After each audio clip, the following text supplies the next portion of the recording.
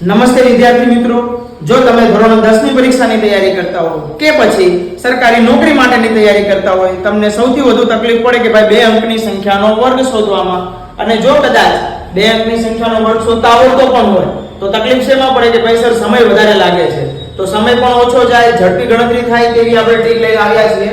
કોઈ પણ બે અંકની સંખ્યાનો વર્ગ કરવા માટે સૌપ્રથમ શું કરશું, આપણે તેના ત્રણ ભાગ પાડી દેશું. પહેલો ભાગ, બીજો ભાગ અને ત્રીજો ભાગ. પહેલા ભાગમાં શું આવશે કે 4 નો વર્ગ ચોકે ચોકે 16, 16 નો 6 વધી પડી 1.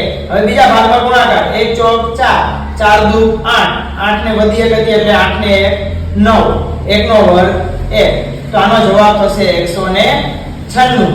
તે જ રીતે આપણે જોઈએ આના પણ ત્રણ ભાગ પાડી દઈએ.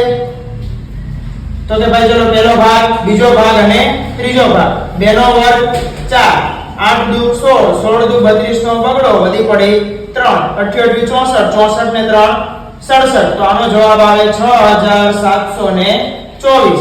જોયું છે ને, એકદમ સરળ. તો 73 નો વર્ગ અને 46 નો વર્ગ કમેન્ટમાં જવાબ આપો.